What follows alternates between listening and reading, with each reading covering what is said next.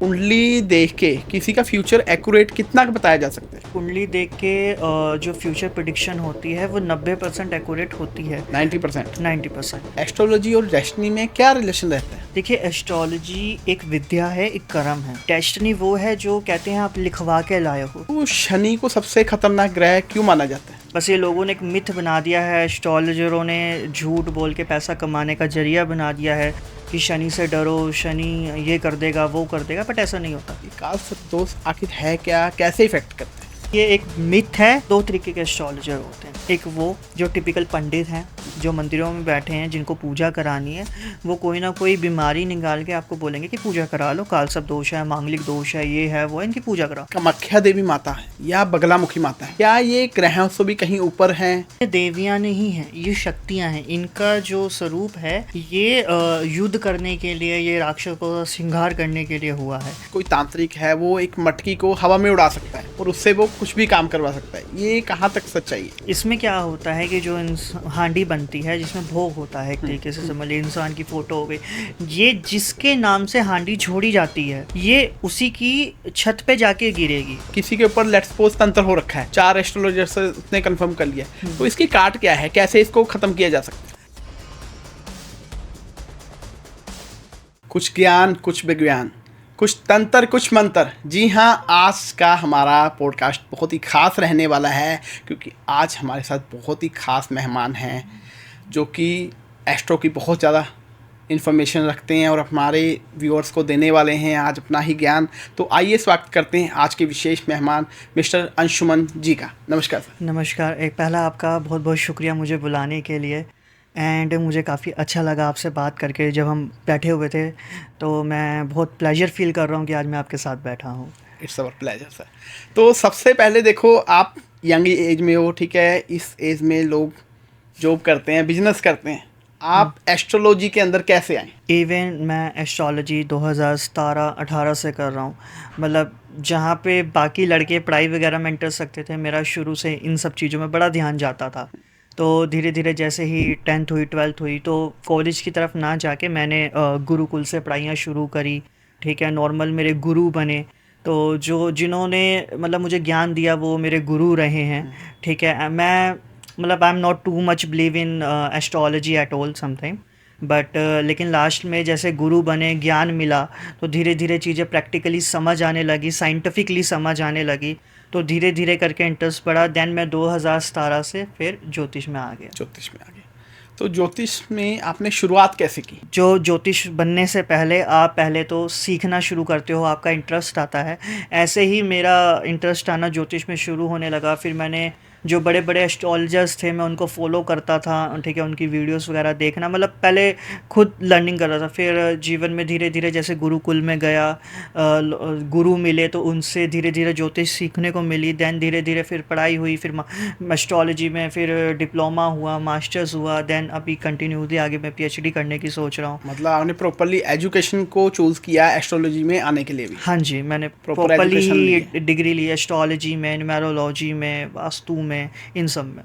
तो आप एस्ट्रोलॉजी में आ गए, तो एस्ट्रोलॉजी को आप साइंस से कैसे देखते हैं? देखिए, इसका बड़ा सिंपल सा आंसर है। जब हम एस्ट्रोलॉजी पढ़ते हैं तो हम सबसे पहले एस्ट्रोनॉमी पढ़ते हैं, हम ग्रहण पढ़ते हैं। ठीक है, सूर्य ग्रहण पढ़ते हैं, गोचर पढ़ते हैं। तो अब जैसे चंद्रमा है, चंद्रमा का पृथ्वी पे असर पड़ता है कृष्ण पक्ष में और शुक्ल पक्ष में। सूर्य का भी पृथ्वी पे असर पड़ता है। तो जो आकाश में जितने भी नवग्रह हैं जो पृथ्वी पे असर डालते हैं, उन सब का असर हमारी बॉडी पे भी पड़ता है। जैसे हमारा जो शरीर होता है वो पंच तत्वों से मिलके बना होता है। हर ग्रह एक न एक तत्व को भी दिखाता है। जब भी कोई ग्रह की मूवमेंट होती है या कुछ होती है तो हमारी बॉडी के अंदर हार्मोनल्स इम्पैक्ट भी होते हैं, हमारी बॉडी में हेल्थ इश्यूज़ भी आते हैं। क्यों? क्योंकि वो वहाँ अगर जो सोलर सिस्टम में प्लैनेट घूम रहा है तो ग्रेविटी फोर्स वाइज वो पृथ्वी पे भी असर डालता है, जिसकी वजह से हमारे अंदर भी बदलाव आते हैं। तो जो एस्ट्रोलॉजी है वो रिलीजियस भी है और साइंटिफिक भी है। साइंटिफिक भी है। तो बेसिकली कुंडली क्या होती है? क्योंकि कोई भी एस्ट्रोलॉजर के पास कोई भी जाता है तो कहते हैं जी कुंडली बनानी पड़ेगी, कुंडली चेक करनी पड़ेगी। एक्चुअली कुंडली है क्या? देखिए, कुंडली के अंदर 12 भाव होते हैं। एक इंसान की प्रगति जो होती है वो गृहस्थ होती है, जॉब होती है, पैसा होता है, मदर से जुड़ी हुई चीज़ें हैं, फादर से जुड़ी हुई चीज़ें, मतलब ऑल ओवर फैमिली। ट्रैवल हो गया सब। तो कुंडली के अंदर 12 भाव होते हैं और इंसान की प्रगति भी 12 भावों से जुड़ी होती है, जैसे सुख हो गया, बच्चे हो गए, परिवार हो गए। तो कुंडली के अंदर जितने भी भाव होते हैं वो आपके हर एक सुख को दिखाते हैं और हर एक दुख को दिखाते हैं। जो कुंडली आपको वही दिखाती है जो आपकी लाइफ में होता है। तो हर एक पर्सन की कुंडली अलग होती है। हाँ, हर पर्सन की जैसे कुंडली अलग होती है वैसे ही सबकी लाइफ भी अलग होती है, लेकिन कुंडली के जो 12 भाव हैं वो सेम ही रहते हैं, क्योंकि चाहे मैं हूँ चाहे आप हो, जीवन हमने वैसे ही व्यतीत करना है। कोई गरीबी में करेगा, कोई अमीरी में करेगा, कोई दुख में करेगा, कोई सुख में करेगा, लेकिन कुंडली जो है वो सेम रहेगी। ग्रह बदलेंगे, राशियाँ बदलेगी, महादशाएं बदलेगी, लेकिन इसका एग्जाम्पल ले लीजिए, जैसे हम छोटे बच्चे होते हैं, हर बच्चा 10 साल का होता है, 11 साल का होता है, सेम होता है, लेकिन सबके अनुभव अलग होते हैं। वैसे ही कुंडली होती है, भाव सेम है, राशियां भी सेम है, नक्षत्र भी सेम होते हैं, महादशाएं भी सेम होती है, पर उन सबके एक्सपीरियंस अलग होते हैं। तो कुंडली देख के किसी का फ्यूचर एक्यूरेट कितना बताया जा सकता है? देखिए, कुंडली देख के जो फ्यूचर प्रेडिक्शन होती है वो 90% एक्यूरेट होती है। 90%? 90%। वो डिपेंड करता है कि एस्ट्रोलॉजर देखने वाला कैसा है और उसके पास ज्ञान कितना है। इवन जैसे मान लीजिए कुंडली के अंदर, जैसे मैंने आपको पीछे बताया कि हर भाव 12 भाव होते हैं, जॉब का, घर का। तो जैसे ही इंसान के क्वेश्चन होते हैं वैसे ही भाव देखे जाते हैं, ग्रह देखे जाते हैं, महादशाएं देखी जाती हैं। फिर प्रैक्टिकली उसके अकॉर्डिंग जो उसका क्वेश्चन है उसके कुंडली के अकॉर्डिंग ही फिर वैसा आंसर किया जाता है। तो ऐसे में 90% एक्यूरेसी प्रेडिक्शन निकलती है। आप कहते हैं 90% चीज़ें हम पहले ही पता कर सकते हैं कुंडली के जरिए। हाँ, मतलब पहले पता कर सकते हैं। कभी कभी जैसे सबसे ज़्यादा जैसे आप कभी आपके साथ ऐसा हुआ कि आप किसी एस्ट्रोलॉजर पे गए, उनने कुंडली खोली, वो आपके बारे में पहले ही बता देगा। तो वो क्या है, वो चंद्रमा की मूवमेंट से प्रेडिक्शन होती है। गोचर में चंद्रमा जिस भाव से गोचर कर रहा है उस भाव से जुड़ी हुई चीज़ें इंसान मोस्टली पूछने आता है। तो ये चमत्कार नहीं है कि भाई किसी एस्ट्रोलॉजर ने आपको पहले ही प्रेडिक्ट कर दिया सब कुछ, नहीं। ये सिर्फ एक प्रैक्टिकली मैथमेटिशियन है, साइंस है। हाँ, साइंस है, कैलकुलेशन है, तो इससे फ्यूचर प्रेडिक्शन हो सकती है। तो अगर लेट्स सपोज कोई गया किसी एस्ट्रोलॉजर के पास, ठीक है, एस्ट्रोलॉजर सही है, लेकिन जो कुंडली है उसमें उसका टाइम कहीं ना कहीं गलत है, उसको पता नहीं है सही टाइम पर्सन को, या डेट में भी कुछ गलती है, कुछ भी गलत है, तो क्या वो जो कुंडली बनी है बेकार हो जाती है? नहीं, ऐसा नहीं होता है। इसके लिए फिर एक फॉर्मूला यूज़ होता है, प्रश्न कुंडली।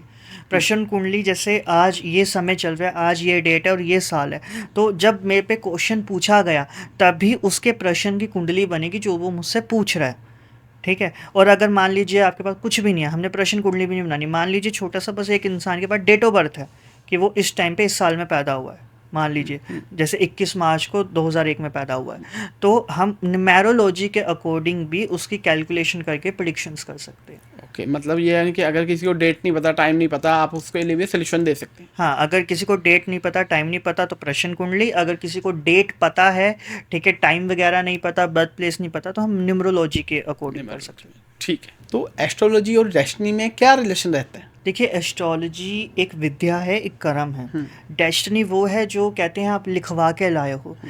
कभी कभी इंसान को अपनी मुसीबतों में खुद का ज्ञान नहीं रहता, खुद का बोध नहीं रहता है, तभी वो किसी ज्योतिष पे आता है समझने के लिए, अपनी लाइफ को ज्ञान लेने के लिए, है ना। तो इवन जो ज्योतिष का काम होता है वो आपकी डेस्टिनी को देखते हुए ही आपको सही गाइड करे। तो एस्ट्रोलॉजी एक विद्या है, एक विद्या के थ्रू आप इसकी मदद ले सकते हैं, ठीक है। जैसे आप पुलिस की मदद लेते हो किसी केस में, वकील की लेते हो, वैसे ही आप अपने बुरे वक्त में ज्योतिष की मदद ले सकते हो और आप अपनी डेस्टिनी पे काम कर सकते हो। तो ज्योतिष की मदद से आप अपनी डेस्टिनी को बैलेंस कर सकते हो। बैलेंस कर सकते हो। तो कुंडली को आपने बड़े अच्छे तरीके से समझाया हमारी ऑडियंस को। तो अभी कुछ ग्रहों की बात कर लेते हैं। तो शनि को सबसे खतरनाक ग्रह क्यों माना जाता है? एक्चुअली शनि कोई डरने वाला ग्रह नहीं है। नहीं डरने वाला ग्रह है। हाँ, नहीं डरने वाला ग्रह है। बस ये लोगों ने एक मिथ बना दिया है, एस्ट्रोलॉजरों ने झूठ बोल के पैसा कमाने का जरिया बना दिया है कि शनि से डरो, शनि ये कर देगा, वो कर देगा, बट ऐसा नहीं होता। शनि बेसिकली बहुत प्रैक्टिकल प्लैनेट है। ये आपके जीवन में डिसिप्लिन लेके आता है, आपको बहुत प्रैक्टिकल बनाने के लिए आता है। अच्छा, हकीकत ये है कि इंसान ना बहुत आलसी है, वो मेहनत करना नहीं चाहता, वो चाहता है कि बस बैठे बैठे पैसा आ जाए। तो शनि क्या कहता है कि भाई तू आलसी है, तू बेड पे लेटा, चल खड़ा हो, मैं तेरे को मजदूर की तरह मेहनत कराऊंगा और तुझे एक अच्छा इंसान बनाऊंगा। लेकिन इंसान करना नहीं चाहता। जब जैसे ही शनि की 7.5 आती है या ढैया चलती है या उसकी महादशा आती है, तो इंसान का जो काम एक बारी में होना है, वही जो काम है वो 2 बारी में होगा, 3 बारी में होगा, लेकिन थोड़ी मुश्किलें आती हैं, ये मुश्किलें आएंगी, बट वो मेहनत के लिए आएंगी। लेकिन इसलिए इंसान अपनी लाइफ को इतना कंफर्टेबल जोन में रखना चाहता है कि वो परेशान होना नहीं चाहता। जैसे ही शनि आता है महादशा में, साढ़े साती में, ढैया में, गोचर में, तो क्या करता है इंसान, ज्योतिषों पे भागने लग जाता है। वहाँ पे फिर अगर ज्योतिष भी ठगी करने वाला है तो वो बोल देगा अरे ये करा लो, वो करा लो। अच्छा, शनि बुरा असर देता भी है, ऐसा नहीं कि वो नहीं देता, लेकिन वो कुंडली के ऊपर पूरा एनालाइज करने के बाद डिपेंड करता है कि शनि आपको एक कैसा असर देगा। ज़रूरी नहीं कि शनि आपके साथ बुरा ही करेगा। मैंने ऐसे चार्ट देखे हैं, मैंने खुद ऐसे क्लाइंटों की कुंडली देखी है जिनको शनि ने राजा बनाया है। राजा बनाया, ठीक है। और जब शनि देता है तो वो पूरी लाइफ के लिए परमानेंट देता है। बस शर्त ये है कि आपको अपने प्रति और बाकी लोगों के प्रति, भगवान के प्रति ईमानदार रहना होगा। तो शनि आपको राजा बना सकता है। जो शनि देगा ना तो वो आपसे कोई छीन पाएगा, ना आपका कोई नुकसान कर पाएगा। शनि इस लेवल पे आपको देगा। यानी कि शनि मेहनत कराने के लिए आते हैं आपकी लाइफ में। स्ट्रगल नहीं है, वो मेहनत है। मेहनत है, क्योंकि बिना मेहनत के कोई भी नहीं बन सकता। बिल्कुल। मेहनत करोगे तभी आप बनोगे, नहीं तो नहीं बन सकते। हाँ, अगर भैया आपको आपके परदादा वगैरह का फ्री में मिला हुआ है तो कुछ कह नहीं सकते, लेकिन हाँ, अगर आपको परदादा वगैरह का फ्री में मिला है और शनि आया है और उसको पता है कि भाई इसको तो करानी है, जो पीछे का पड़ा हुआ है ना वो भी आपसे छीन लेगा, आपको ज़ीरो पे लाके खड़ा कर देगा और फिर से आपको इंसान बनाएगा। और इसमें प्रैक्टिकल रीज़न क्या होता है, जब शनि की महादशा चलती है तो इंसान ना नेचुरली, शनि बहुत स्लो प्लैनेट है, मूवेबल में सोलर सिस्टम में बहुत स्लो है, तो इंसान ना बहुत लेज़ी हो जाता है। नेचुरली उसके हार्मोन, उसकी बॉडी इतनी लेज़ी हो जाती है कि जहाँ पे वो मन होता है कि भाई आज काम करते हैं, वो कहेगा चल छोड़ यार कल कर लेंगे। ठीक है, धीरे धीरे करते करते वो खुद ही डिले कर रहा है और इल्ज़ाम दे रहा है वो शनि पे। हाँ, वो खुद ही लालची हो जाता है। तो बस यही है कि अगर आपकी शनि की महादशा है या साढ़े साती चल रही है तो भैया, अगर जहाँ आप 8 बजे उठ रहे हो तो कोशिश करो रूटीन में आप बोलो कि मैं 6 बजे उठूंगा, कम से कम मेहनत तो करो। धीरे धीरे करके वो अपने आप बैलेंस हो जाएगा। तो ये तो होगी शनि की बात। लेकिन राहु केतु जो ग्रह हैं वो आपके जीवन में सबसे ज़्यादा कठिनाई कब देते हैं? देखिए, कोई भी प्लैनेट आपकी कुंडली में या आपकी लाइफ में जब असर करता है, जब वो एक्टिव होता है। ग्रह वैसे तो 24 घंटे ही एक्टिव रहते हैं, बट एक पर्टिकुलर टाइम आता है जब वो एक्टिव होते हैं। जैसे मान लीजिए राहु की महादशा है, तो जब उसकी महादशा आएगी, वो जिस भाव से गोचर कर रहा होगा, मान लीजिए 1 साल के लिए गोचर कर रहा है जिस भी भाव में, और उसकी महादशा चल रही है, या लगन कुंडली में जिस भाव में बैठा हुआ है, जिन भावों को देख रहा है, तो उन भावों से जुड़ी हुई चीज़ों को लेके प्रॉब्लम देगा। प्रॉब्लम में क्या देता है राहु जिस भाव में बैठा है उसकी महादशा भी चल रही है, वो गोचर में भी चल रहा है, तो उन भावों से जुड़ी हुई ओवर थिंकिंग देगा। जैसे कि मान लीजिए 7th हाउस में बैठा है तो मैरिड लाइफ में प्रॉब्लम देगा, मतलब शक पैदा कर देगा काफ़ी कि यार मेरी वाइफ मेरे लिए लॉयल नहीं है, या डिच करवाएगा। ठीक है, कि दूसरी औरत की तरफ आपकी अट्रैक्शन ले जाएगा। अगर 5th हाउस में बैठा है तो मल्टीपल प्रेम में आपको डालेगा, रिलेशनशिप बनाएगा। क्यों? अब इसमें क्या होता है, जब राहु की महादशा चलती है तो बॉडी के अंदर नेचुरली इतने हार्मोन्स इनबैलेंस हो रहे होते हैं कि आपको समझ ही नहीं आ रहा होता कि आपको क्या करना है। मतलब जिसे कहते हैं ना मूड स्विंग्स आना। तो राहु की महादशा में प्लस अगर चंद्रमा की अंतरदशा आ जाए तो सबसे ज़्यादा मूड स्विंग्स आ रहे होते हैं।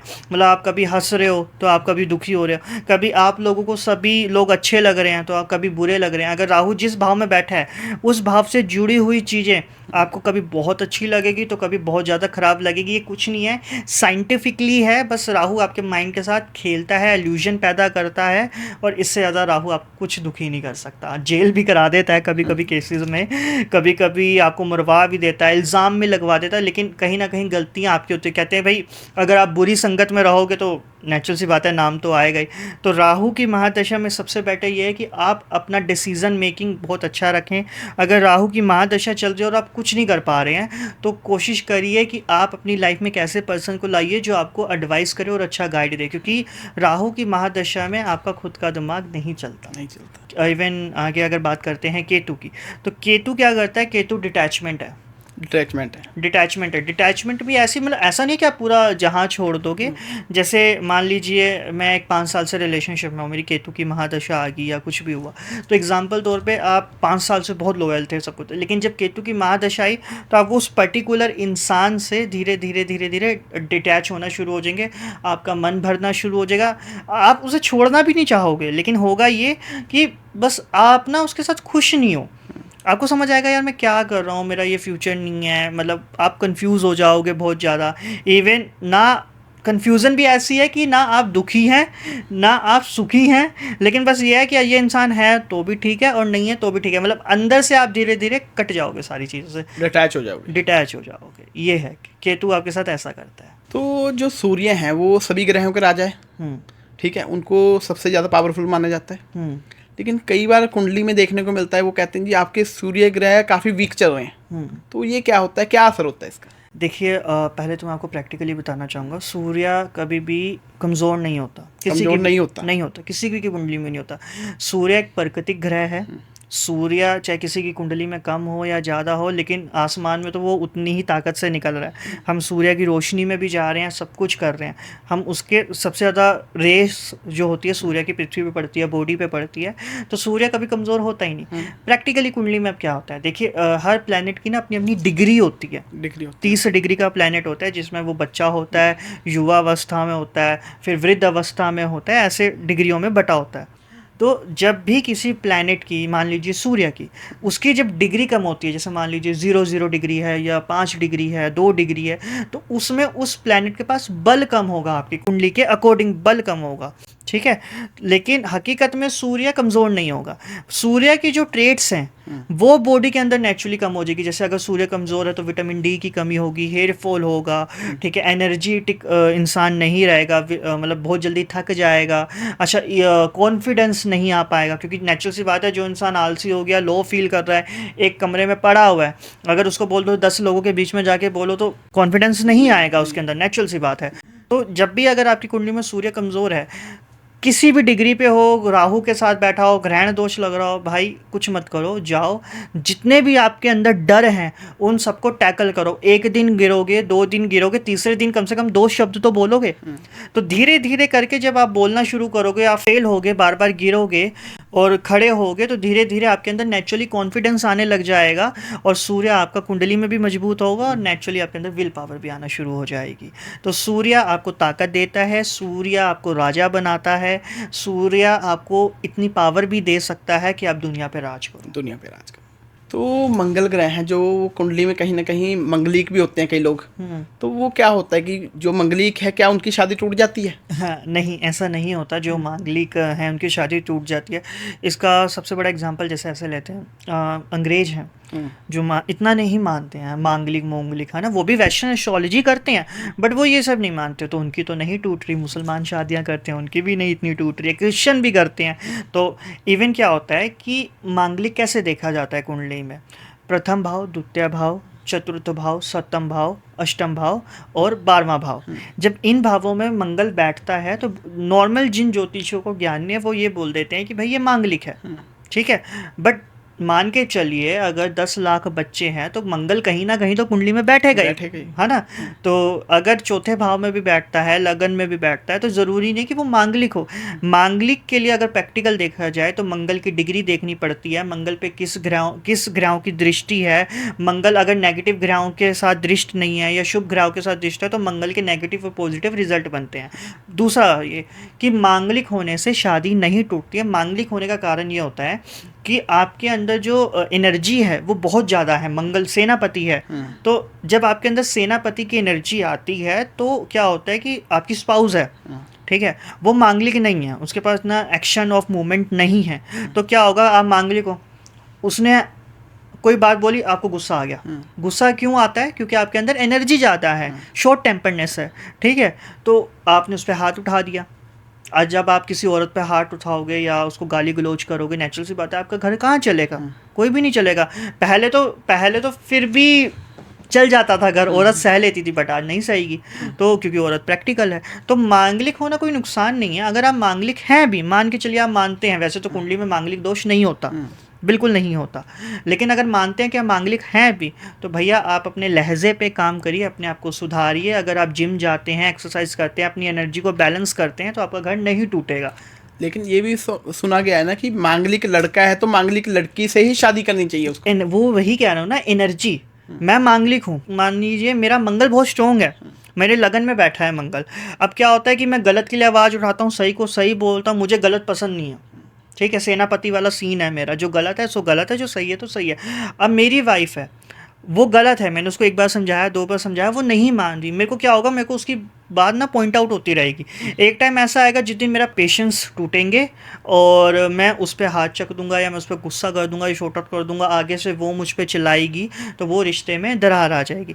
अगर दोनों मांगलिक हैं, दोनों मांगलिक में क्या होता है, दोनों की एनर्जी सेम है, वो क्या करते हैं, लड़ते हैं, झगड़ते हैं, साथ रहते हैं। एक लड़की का मांगलिक नहीं है, एक लड़का मांगलिक है, वो मार रहा है, वो नहीं सह पा रही, वो बेचारी कमज़ोर है, वो नहीं सह पाएगी, तो रिश्ता टूट जाता है। एक ये भी चीज़ होती है कि मांगलिक जो होता है वो मंगल जो होता है वो सेक्सुअल एनर्जी को भी दिखाता है। जब व्यक्ति मांगलिक होता है तो उसके अंदर काम वासना, सेक्सुअल एनर्जी बहुत ज़्यादा होती है।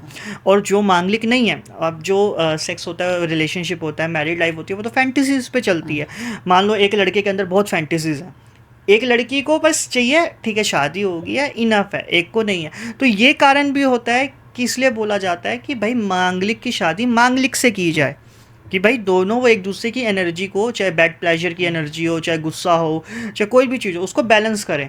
लेकिन ऐसा भी नहीं है कि अगर मांगलिक टू नॉन मांगलिक आप शादी कर लेंगे तो आपका रिश्ता टूट जाएगा, ऐसा कुछ नहीं है। चल सकता है, चलाने वाले के ऊपर होता है। तो अभी हमने मांगलिक की बात की, तो एक और मेरे जहन में सवाल है कि एक कुंडली में बोला जाता है आपको तो काल सर्प दोष लगा हुआ है। ये काल सर्प दोष आखिर है क्या, कैसे इफेक्ट करता है? एक्चुअली काल सर्प दोष जैसा कुंडली में कुछ नहीं होता, ये भ्रम है। कुछ भी नहीं होता? कुछ भी नहीं होता, ये साइंटिफिकली भी नहीं होता। एक जो, देखिए मैं आपको एक चीज़ समझाता हूँ, दो तरीके के एस्ट्रोलॉजर होते हैं। एक वो जो टिपिकल पंडित हैं, जो मंदिरों में बैठे हैं, जिनको पूजा करानी है, वो कोई ना कोई बीमारी निकाल के आपको बोलेंगे कि पूजा करा लो, काल सर्प दोष है, मांगलिक दोष है, ये है वो है, इनकी पूजा कराओ। एक एस्ट्रोलॉजर वो होता है जो प्रैक्टिकल पढ़ाई करता है नॉमी की, ठीक है, साइंटिफिक चीज़ें समझता है, कोशिश करता है, देन वो जाके प्रेडिक्शन करना शुरू करता है। इवन मैं आपको एक चीज़ बताता हूँ, जैसे ये पृथ्वी है, ये सन है, ये मून है, इसके बीच के एरिया को राहु केतु कहा जाता है, गॉट इट। और बाकी जो प्लैनेट हैं वो इसके ऑर्बिट के बाहर घूमते हैं। जैसे ग्रहण भी ऐसे ही लगता है कि जब जो पृथ्वी होती है, जो सूर्य और चंद्रमा के बीच में आती है, तो चंद्र ग्रहण लगता है, नेचुरल सी बात है, ये साइंटिफिक प्रूफ है। तो क्या कहते हैं कि भाई जो ग्रहण काल सर्प दोष है, जब राहु और केतु के अंदर सारे ग्रह आ जाते हैं तो काल सर्प दोष बना कुंडली में। बट प्रैक्टिकली एस्ट्रोनॉमिकल कोई भी प्लैनेट किसी भी ऑर्बिट में नहीं आ सकता। अगर मान लीजिए गुरु के ऑर्बिट में शनि चला जाए तो ब्रह्मांड ही खत्म हो जाएगा ग्रेविटी फोर्स के अकॉर्डिंग, नेचुरल सी बात है ना। वैसे ही राहु केतु का एक अपना ऑर्बिट है, मान लीजिए, गॉट इट। तो शनि इतनी दूर बैठा है राहु केतु से, वो राहु केतु के ऑर्बिट के पास कैसे आ जाएगा, पृथ्वी के पास कैसे आ जाएगा? क्योंकि अब देखिए, अगर आपने कभी सुना होगा कि जो राहु केतु होते हैं वो तो सूर्य और चंद्रमा को ही ग्रहण लगाते हैं, बाकी किसी प्लैनेट को तो नहीं लगाते। यानी कि अगर देखा जाए आसमान में, तो जो राहु केतु होंगे वो सूर्य चंद्रमा के पास ही घूमते होंगे, नेचुरल सी बात है। लेकिन ज्योतिष क्या बोलते हैं कि भाई तेरी कुंडली में जो राहु केतु के ना अंदर सारे ग्रह आ गए हैं, सारे उसी के नीचे आ गए, इसलिए तेरी कुंडली में काल सर्प दोष है। बट एस्ट्रोनॉमिकल और साइंटिफिकली कोई भी प्लैनेट किसी भी ऑर्बिट में नहीं आ सकता। मतलब अगर मान के चलिए सैटर्न, आप मानेंगे कि सैटर्न सूर्य के पास आ जाए? हो ही नहीं सकता। तो इसलिए ये एक मिथ है, हकीकत में काल सर्प दोष जैसा कुछ नहीं होता। अच्छा, काल सर्प दोष अगर मान के चलिए कुंडली में लेते भी हैं, काल सर्प दोष कब काम करेगा? मान लीजिए राहु केतु के एक्सेस में सारे नीचे ग्रह हैं, आपकी राहु की महादशा आ गई या केतु की, गोचर के अकॉर्डिंग और लगन कुंडली के अकॉर्डिंग, फिर आपको वो वैसे फैक्ट पड़ता है राहु और केतु का। इसलिए डराया जाता है कि भाई तेरी कुंडली में काल सर्प दोष है, तू मर जाएगा, तेरा ये हो जाएगा, तेरा वो हो जाएगा। लेकिन हकीकत में ऐसा कुछ नहीं होता, एक नॉर्मल सा साइंटिफिकली इवेंट है और कुछ नहीं। तो सर, जैसे हम अलग अलग दोष की बात कर रहे हैं, एक मेरे माइंड में क्वेश्चन है, पितर दोष आखिर क्या होता है, आप इसको कैसे समझते हैं? देखिए, पितर दोष दो कारणों से बनता है। अगर आप धर्म के अनुसार जानने की कोशिश करेंगे, मान लीजिए मेरे किसी पूर्वज की यंग एज में डेथ हो गई, या किसी मेडिकल टर्म से डेथ हो गई है, या एक्सीडेंटल डेथ हो गई है, तो वो पितर जोनी में जाते हैं। पितर जोनी से प्रेत जोनी होती है, धीरे धीरे योनियाँ बदलती रहती हैं। अगर मान लीजिए किसी की डेथ हो गई है, यंग डेथ हो गई है, आपके घर में था वो व्यक्ति, ठीक है, आपके नॉन है, आपके दादाजी हैं, कुछ है, तो वो जब एक्सीडेंटल डेथ होती है किसी यंग की, या किसी बड़े बुजुर्ग की जो बहुत अच्छा जीवन है, तो वो भी लोग पितरों में जाते हैं। कभी कभी पितर भी दुखी करते हैं। अगर आप जैसे कहते हैं कि भाई श्राद्ध जरूरी होता है कि भाई कॉस्मिक एनर्जी के अनुसार जो आप यहाँ पे भोग दे रहे हो वो लेने आते हैं श्राद्ध के टाइम पे, है ना। जैसे एग्जाम्पल तौर पे आप सूर्य को यहाँ से जल चढ़ा रहे हो तो वहाँ तक साइंटिफिकली रेस पहुँचती है, तो एनर्जी जो होती है वो भी अपना भोग लेने आती है, ठीक है। जैसे हम भगवान को भोग लगाते हैं, गुरु को भोग लगाते हैं, तो ये बिलीव है कि भाई हमने भोग लगाया है तो ये लेंगे, ठीक है। तो ये कॉस्मिक एनर्जीज हैं, तो हम ऐसा मानते हैं, इसलिए हम श्राद्ध भी करते हैं। कई बार ऐसे केसेस में देखा गया है कि जो घर के पितर होते हैं वही दुखी करने लग जाते हैं, प्रॉब्लम करने लग जाता है। क्यों? क्योंकि उनकी जो गति होती है या जो उनका क्रियाक्रम होता है वो अच्छे से नहीं किया जाता, जिसकी वजह से वो जो एंटिटीज़ होती हैं वो परेशान करने लग जाती हैं। अब बात करते हैं कुंडली में। कुंडली में जब भी 9th हाउस बहुत डिस्टर्ब होगा या 2nd हाउस डिस्टर्ब होगा या मान लीजिए 5th हाउस बहुत डिस्टर्ब है शनि राहु केतु से, तो भी अकॉर्डिंग टू एस्ट्रोलॉजी ये प्रेडिक्ट करा जाता है कि आपके घर में या आपकी कुंडली में पितर दोष है। अब जैसे कि मान लीजिए शनि 9th हाउस में बैठा है, शनि जब भी कहीं बैठता है तो वहाँ डिलेनेस करता है ना। तो अगर 9th हाउस में बैठ गया तो भाग्य में बहुत जल्दी तरक्की नहीं देगा, बहुत डिले आएगा, ठीक है। चीज़ें धीरे धीरे आपको मिलेगी जो लाइफ में मिलनी है, तो उसका एक ये कारण है। तो लोग बोल देते हैं कि भाई पितर दोष है। अब 90% लोगों की कुंडली में तो शनि 9th हाउस में बैठा ही होगा। ये आपके बिलीफ के ऊपर है कि आप इसको मानना चाहते हैं और नहीं मानना चाहते हैं। तो पितर दोष को कैसे सोल्व किया जा सकता है, कैसे इससे निजात पाई जा सकती है? देखिए, अगर आपकी कुंडली में पितर दोष है, पहली तो मैं एक रेमेडी दूंगा जो आप घर में ही कर सकते हैं, ठीक है। पितर दोष किसी के भी घर में हो सकता है। अब हम हिंदुज़म में हैं जैसे, तो हम ये मानते हैं कि भाई हमारे में होता है, बट हर धर्म में पितर दोष लगता है ऐसा, क्योंकि पूर्वज तो अपने ही हैं ना, पड़ोसियों के थोड़ी हैं तो अपने ही। तो इसमें एक उपाय ये है कि जब भी अमावस्या आती है तो आप कोशिश करिए कि दोपहरे में 11 बजे से लेके 1 बजे के बीच में जहाँ पे भी रसोई घर में आपका पानी का प्याऊ है, जहाँ पानी रखते हैं, वहाँ पे एक देसी घी का दीपक प्रज्वलित कर दीजिए। क्योंकि अमावस्या के दिन ऐसा एक पर्टिकुलर एक टाइम होता है, क्योंकि जैसे 4 पहर होते हैं, हर पहर किसी न किसी चीज़ के लिए बटा हुआ है। तो जो पहर होते हैं उसमें पितरों का भी एक पहर होता है। तो दोपहर के समय उस घर में जो कुल है अमावस्या के दिन, वहाँ पे पितर एक बारी हाजिरी देते हैं।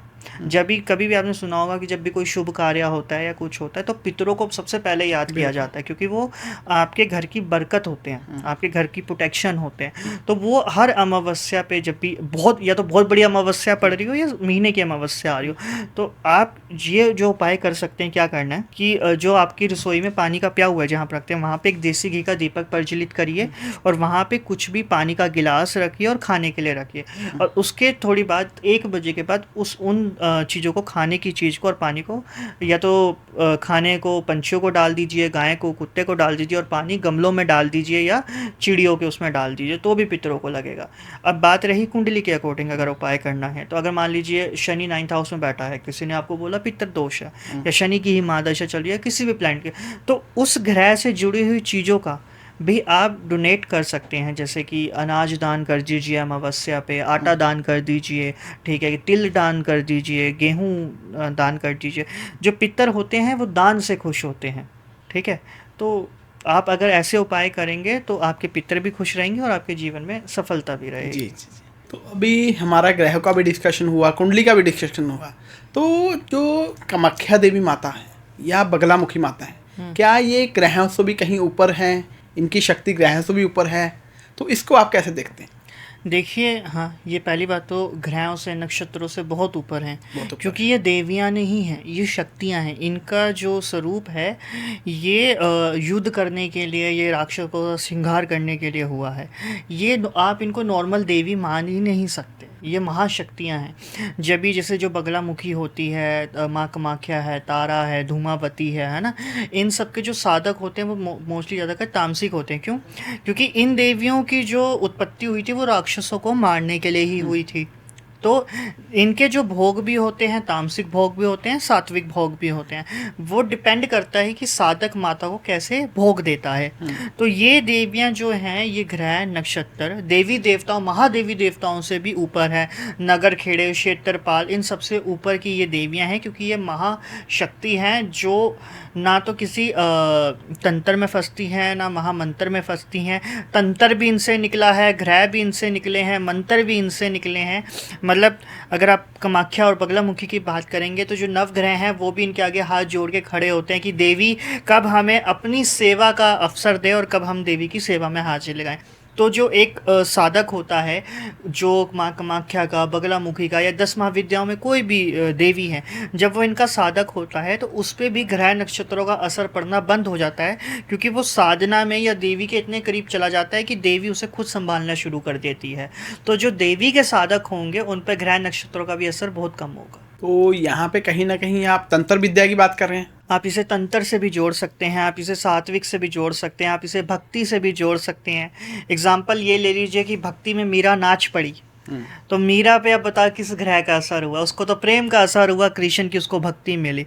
तो जब आपको अपने आराध्य से प्रेम हो जाता है तो फिर कोई ग्रह काम नहीं करता। तो तंत्र और ज्योतिष एक ही है या दोनों अलग अलग विद्याएं हैं? ज्योतिष और तंत्र दोनों अलग अलग विद्या हैं। ज्योतिष आपको जीवन में बैलेंस करना सिखाती है, तंत्र आपको मोक्ष की तरफ लेके जाता है।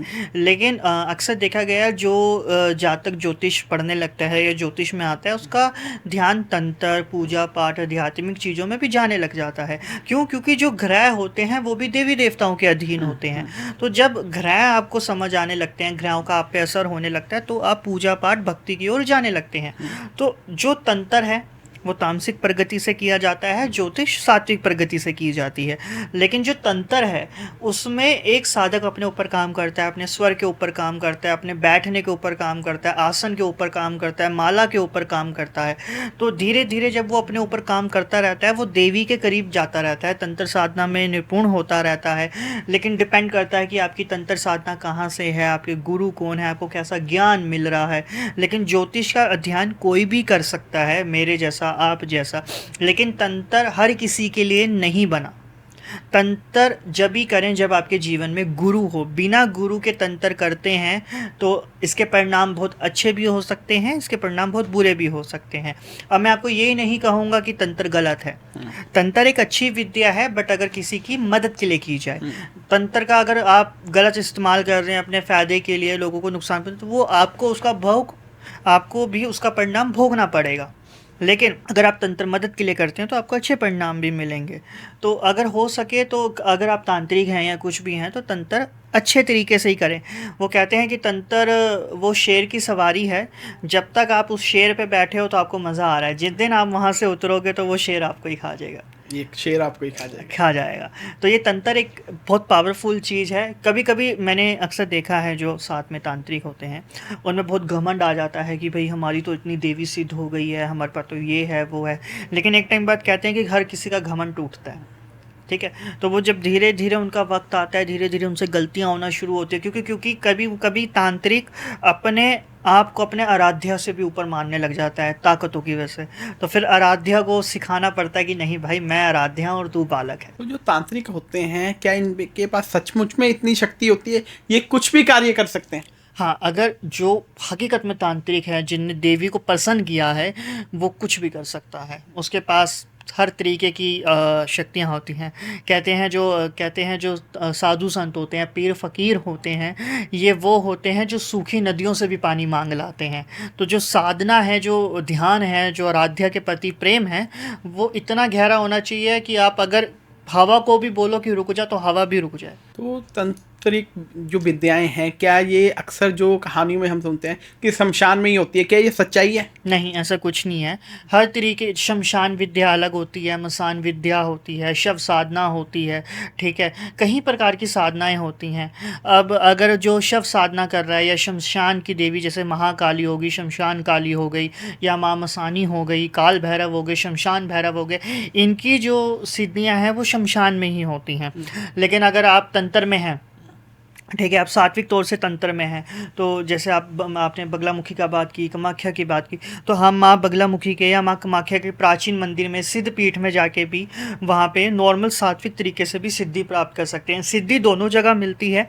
एक तामसिक सिद्धि होती है जिसमें आप मांस मदिरा भोग अर्पित करके मनाते हैं, और एक सात्विक सिद्धि होती है जिसमें आप लड्डू हलवा इत्यादि का भोग लगा के माता को मनाते हैं। सिद्धि दोनों जगह मिलती है दोनों तंत्र ही, लेकिन एक सात्विक है और एक तामसिक है। तामसिक जो है वो दारू पे चलता है, शव पे चलता है, शव की चिता के ऊपर बैठ के साधना होती है, शमशान में साधना होती है। अगर आप तंत्र में बात करेंगे, कई लोग यक्षिनियाँ सिद्ध करते हैं, योगनियाँ सिद्ध करते हैं, है ना। लेकिन अगर हम वहीं पे सात्विक तंत्र की बात करेंगे तो सात्विक में कहा जाता है कि भाई ये जो यक्षिनियाँ हैं, योगनियाँ हैं, ये अच्छी चीज़ें नहीं हैं। ये आज आपको फ़ायदा दे रही है तो कल आपको नुकसान भी देगी। तो कृपया करके आप अपने आराध्या से जुड़ो, अपने आराध्या के मंत्र जाप करो, अपने आराध्या की सेवा करो, पूजा पाठ करो, जो आपको देना होगा आपके आराध्या दे देंगे। लेकिन तंत्र में आप गलत रास्तों पे भी चले जाते हैं। मैंने कई रील्स देखी हैं, वो कहते हैं जी मैंने कर्ण पिशाचनी को सिद्ध कर रखा है। वो क्या कर्ण पिशाचनी है, क्या कैसे उसको सिद्ध करते हैं? कर्ण पिशाचनी जो है या योगनियाँ हैं, डाकनियाँ हैं, ये माता की ही योगनियों में, दक्षिणियों में आती हैं। ये माता के ही एक तरीके से अंश हैं, मान लीजिए आप। तो जैसे कि माता कभी जब तंत्र में होते हैं तो माता कभी डायरेक्ट नहीं आती, वो अपनी योगनियाँ या यक्षनियाँ दक्षिणियाँ ही भेजती हैं, चाहे परीक्षा लेने के लिए, चाहे सिद्धि के लिए, है ना। जैसे मान लीजिए मैं तांत्रिक हूँ, मैंने सिद्धि कर ली, अब माता तो डायरेक्ट नहीं आएगी। माता क्या करेगी कि कोई योगनी मेरे साथ रख देगी, मतलब मैंने कोई काम कराना है, कुछ कराना है, तो वो योगनी मेरा काम कर देगी। योगनियाँ सिद्ध होती हैं, कहीं प्रकार की योगनियाँ हैं, वो सिद्ध होती हैं, लेकिन वो देवी नहीं है। वो माता की बस समझ लीजिए एक सेविका हैं जो आपकी मदद कर रही है। बट मैं ये कहूँगा कि योगनियाँ, ये दक्षिणियाँ, ये वेताल, प्रेत, पिशाच, इन सब को, जिन जन्नात को सिद्ध करने से अच्छा है आप देवी को सिद्ध करें, वो ज़्यादा बेहतरीन है, क्योंकि माँ से ऊपर कुछ नहीं होता। साथ में मैंने ये सुना है बहुत बार कि वो कोई तांत्रिक है, वो एक मटकी को हवा में उड़ा सकता है और उससे वो कुछ भी काम करवा सकता है। ये कहाँ तक सच्चाई है? देखिए, ये इसे हांडी तंत्र कहा जाता है, अलग अलग जगहों पे नाम है। इसमें क्या होता है कि जो हांडी बनती है जिसमें भोग होता है, एक तरीके से समझ लीजिए इंसान की फ़ोटो हो गई, ये जिसके नाम से हांडी छोड़ी जाती है ये उसी की छत पे जाके गिरेगी, और जिसके नाम की छोड़ी गई है वो वहीं गिरेगी, ना ये इधर होगी ना उधर होगी। जो तांत्रिक होता है वो अपने मंत्र बल पे इसको उड़ाने का दम रखता है। और ये जो हांडी का तंत्र होता है ये बेसिकली मारन क्रिया होती है। ये किसी व्यक्ति को मारने के लिए, बर्बाद करने के लिए ये क्रिया की जाती है, हांडी तंत्र। अगर ये आप पे तंत्र हो गया है, हांडी का तंत्र, ये बहुत पावरफुल तंत्र होता है, ये छोटा मोटा तंत्र नहीं है। इसकी जो काट होती है वो किसी अघोरी या ओघड़ के पास ही होती है, नहीं तो नॉर्मल कोई भी तांत्रिक इतनी जल्दी इसकी काट नहीं कर सकता, क्योंकि ये करने, जो हांडी का तंत्र करता है, ये करने वाला भी अपने आप में बड़ा सिद्ध होता है। क्योंकि हकीकत है, मान के चलिए, कहेंगे तो अंधविश्वास है और कहेंगे तो विश्वास है, कि अपने मंत्र बल से अगर मैं आज दिल्ली बैठा हूँ, अगर मुझे ये हांडी लखनऊ में किसी की छत पे गिरने, तो वो मेरे में इतनी ताकत होनी चाहिए कि मैं अपने मंत्र बल से उस हांडी को उसी की छत पे गिरूं। तो ये तांत्रिक के ऊपर डिपेंड करता है कि वो कैसे करता है। तो अगर आपने बताया तंत्र इतना पावरफुल है, किसी के ऊपर लेट्स सपोज तंत्र हो रखा है, 4 एस्ट्रोलॉजर से उसने कंफर्म कर लिया, तो इसकी काट क्या है, कैसे इसको खत्म किया जा सकता है? देखिए, तंत्र की काट तंत्र से ही होती है। पहली बात तो ये, तंत्र की काट करने के लिए आपको तंत्र के देवी देवताओं पे ही जाना पड़ता है। अगर मान लीजिए आपको कन्फर्मली शोट है कि आप पे तंत्र हो रखा है, तो मैं ये कहूँगा कि आप या तो सीधा कामाख्या जाइए, वहाँ पे अपनी उच्चाटन कराइए। अगर आप कामाख्या नहीं जा सकते तो माँ बगलामुखी के दर पे जाइए, वहाँ पे अपना उच्चाटन कराइए, भैरव की पूजा कराइए। जो तंत्र है वो भी देवियों से चलता है और तंत्र भी देवियों से ही ख़त्म होता है। किसी भी पंडित किसी के पास मत घूमिए, जाइए सीधा कामाख्या चले जाइए, बगलामुखी चला जाइए, तारापीठ चले जाइए, जहाँ तांत्रिक प्रबल देवियाँ हैं वहाँ पे जाइए, वहाँ पे अपना उच्चाटन कराइए, उतारा कराइए, आपका तंत्र समाप्त हो जाएगा। तो आपको इतनी नॉलेज है, चाहे तंत्र हो चाहे वैदिक विद्याएँ हो, तो क्या आप जो यंगस्टर हैं आज की डेट में कुछ नया करना चाहते हैं, ठीक है, या उनका रुझान है ऐसी विद्याओं में, तो क्या आप सिखाते भी हैं? देखिए, पहली बात तो मैं अगर आपको तंत्र की बात करूं तो तंत्र जो होता है वो गुरु दीक्षा में ही सीखना चाहिए, क्योंकि यहाँ पे गलती होने की गुंजाइश नहीं होती। अगर गलती हुई तो समझो मरे, समझे मरे। मरे, क्योंकि तंत्र में जो देवी देवता आपकी सिद्धि पे आते हैं वो भोग लेते हैं। अगर आपने पूजा में कोई त्रुटि करी 41 दिन की, 51 दिन की, 108 दिन की पूजा में अगर आपसे कोई गलती हुई तो आपके पास गुरु नहीं है तो आप समझो मरे। ये चीज़ है। बात रही ज्योतिष की, हाँ मैं ज्योतिष सिखाता हूँ, मेरी खुद की एकेडमी है, ठीक है, एकेडमी ऑफ वैदिक एस्ट्रो, जहाँ पे हम एस्ट्रोलॉजी को बहुत साइंटिफिक तरीके से सिखाते हैं। हर एक ग्रह को साइंटिफिक तरीके से समझाया जाता है, बॉडी पे कैसे फ़र्क पड़ता है, हार्मोनल्स कैसे फ़र्क पड़ता है, महादशाएं क्या हैं, गोचर क्या है, अंतरदशा क्या है, कुंडली के अंदर 52 चार्ट होते हैं, करियर के लिए कौन सा चार्ट देखा जाता है, लव लाइफ के लिए स्पेसिफिक कौन सा चार्ट देखा जाता है, कितने प्रकार की महादशाएँ होती हैं, प्रश्न कुंडली क्या होती है, एवरीथिंग, न्यूमेरोलॉजी कैसे काम करती है, न्यूमेरोलॉजी प्लस एस्ट्रोलॉजी कैसे काम करती है, एस्ट्रोलॉजी प्लस वास्तु कैसे काम करता है। मान के चलिए अगर एक छोटा सा सब्जेक्ट होता है टैरो, तो एस्ट्रोलॉजी और टैरो को कैसे लिंक करना है, मेडिटेशन के लिए कैसे जाना है, अच्छा एस्ट्रोलॉजर कैसे बनना है, तो ये सारी चीज़ें सिखाई जाती हैं। तो आप सिखाते हैं तो कोई भी यंगस्टर आपके पास आते हैं या किसी भी एज में आपके पास आते हैं, क्योंकि सीखने की कोई उम्र नहीं होती, तो आपसे वो एस्ट्रोलॉजी सीखते हैं, तो कोई सर्टिफिकेशन भी होती है इसकी? हाँ, इसकी सर्टिफिकेशन होती है, प्रॉपर सर्टिफिकेशन होती है। जो मेरी एकेडमी से बच्चे सीख के जो आते हैं वो इन फ्यूचर अपना खुद का ऑफिस भी खोल सकते हैं, अपना एकेडमी भी खोल सकते हैं, कुछ भी कर सकते हैं। इवन कहीं बच्चे तो फ़ॉरेन भी गए हैं, जिन्होंने फ़ॉरेन जाके एस्ट्रोलॉजी को एक अलग लेवल पे दिखाया है लोगों को, है ना, सीख के गए हैं, साइंटिफिकली सीख के गए हैं। तो सर्टिफिकेशन की वैल्यू जो होती है वो तो कहते हैं just certificate piece of a paper, ठीक है, लेकिन जो ज्योतिष होता है वो अपने ज्ञान से ज्योतिष बनता है, अपने ध्यान से ज्योतिष बनता है और अपनी करुणा से ज्योतिष बनता है। ज्योतिष का काम होता है कि अगर आपके पास कोई मुसीबत में आया है तो आप उसे रास्ता दो। सर्टिफिकेट ज्योतिष में क्या होता है कि आज आप मेरे पास आए हो, मेरी 4 प्रेडिक्शन सच हुई और आपका भला हो गया, ये मेरा सर्टिफिकेट है। कागज़ का टुकड़ा मेरा सर्टिफिकेट नहीं है। मैं ज्योतिष सीख के अगर किसी का भला कर पाया, उसका वो काम हुआ या उसकी वो प्रॉब्लम सॉल्व हुई, उसने मुझे आके बताया, ये मेरे लिए सर्टिफिकेट है। तो सर्टिफिकेट कहें तो बहुत वैल्यू है और अगर ना कहें तो कुछ भी नहीं है, बट ज्योतिष की करुणा और उसकी प्रेडिक्शन ही उसका सर्टिफिकेट है। तो एक अच्छा एस्ट्रोलॉजर बनने के लिए कितना टाइम लगता है? देखिए, अगर मैं इसको कहूँ तो शायद टाइम ही टाइम लगता है, क्योंकि आजकल ऐसा होता है कि जैसे ऑनलाइन कोर्सेज आ गए हैं, है ना, कोई कहता है कि 45 दिन में एस्ट्रोलॉजी सीखें, एस्ट्रोलॉजर बन जाए, कोई कहता है 51 दिन में सीखें। लेकिन जैसे मैं 2017 से एस्ट्रोलॉजी पढ़ रहा हूँ, आज भी मैं जीवन में ज्योतिष में गलतियाँ करता हूँ, क्योंकि ज्योतिष एक ऐसी विद्या है जो कभी नहीं ख़त्म होती। जैसे जैसे साल बदलते हैं वैसे वैसे लोग बदलते हैं, प्रेडिक्शंस बदलती हैं। इवन मेरी एकेडमी में जैसे बच्चे आते हैं तो उनका पहला क्वेश्चन ये होता है कि हम कितने दिन में एस्ट्रोलॉजर बन जाएंगे, कब हमको प्रेडिक्शन करना आ जाएगा। तो मैं उनको क्या करता हूँ कि पहले मैं उनको बैठाना सिखाता हूँ। बैठाना क्या होता है कि जाओ पहले जाके तुम पहाड़े याद करके आओ ज्योतिष के की कितने हैं। जब वो समझने की कोशिश करते हैं ना, जब साइंटिफिकली समझने की कोशिश करते हैं, तो ज्योतिष में एक टॉपिक समझने के लिए भी ना एक महीना चला जाता है, एक बात को डीपली समझने के लिए। क्योंकि ज्योतिष क्या है, ज्योतिष एक साइकोलॉजी भी है। आपको किसी ह्यूमन, मान के चलिए एक छोटा सा एग्जांपल है कि एक 10th क्लास में 30 बच्चे हैं, मार्च का पेपर आया तो सबको पेपर सेम आएगा, ठीक है। लेकिन ज्योतिष में क्या है, अगर आपके पास 30 व्यक्ति आए हैं ना तो सबकी लाइफ अलग है, थ्योरियाँ अलग हैं, सब कुछ अलग है। तो ज्योतिष के पास इतनी साइकोलॉजी या इतना दिमाग होना चाहिए कि वो 30 लोगों की प्रॉब्लम समझ सके। ज्योतिष बनने के लिए सबसे पहले तो आपको हर एक उम्र के तरीके से मैच्योर होना पड़ता है, क्योंकि आपके पास 18 साल का भी बच्चा कुंडली पूछने आएगा, 60 साल का भी आएगा, 35 साल का भी आएगा, और 18 साल का जवाब 35 साल वाले को नहीं दे सकते।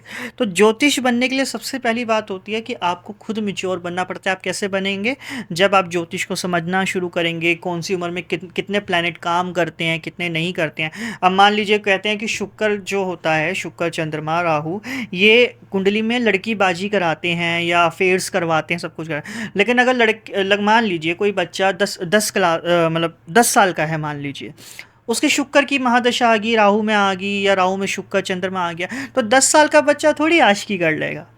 लेकिन अगर वही दशा 18 या 20 की 25 साल में आ रही तो करेगा। तो हर ज्योतिष को बहुत ही डीपली हर एक चीज़ समझनी होती है, साइंटिफिकली भी, साइकोलॉजी भी और एस्ट्रोलॉजिकल भी, देन जाके एक अच्छा एस्ट्रोलॉजर बनता है। बहुत ही अच्छा सर, आपने बहुत अच्छा एक्सप्लेन किया। आपके साथ पॉडकास्ट करके बहुत ज़्यादा आनंद आया, हमारी ऑडियंस को भी बहुत अच्छा लगा होगा और डेफिनेटली हमारा चैनल इसके बाद सब्सक्राइब कर लेंगे। तो जरूर सबसे करेंगे। पहले आपका धन्यवाद। आपका भी बहुत बहुत नेक्स्ट टाइम धन्यवाद। आपको डेफिनेटली इनवाइट करेंगे, क्योंकि बहुत सारे क्वेश्चंस अभी आने वाले हैं कमेंट्स के जरिए। हाँ, मैं कोशिश करूँगा जब मैं नेक्स्ट टाइम आऊँ तो आपके मैं हर कमेंट का आंसर करूँ, और हम जितने भी कमेंट्स होंगे हम उसको अगले पॉडकास्ट में बहुत डीपली एक्सप्लेन बिल्कुल ऐड करेंगे। करेंगे। तो मैं खुद चाहूँगा कि कमेंट भर भर के करिए ताकि हम अच्छे से एक्सप्लेन कर सके कि एस्ट्रोलॉजी क्या है, तंत्र क्या है। बिल्कुल। Thank you, thank you. धन्यवाद।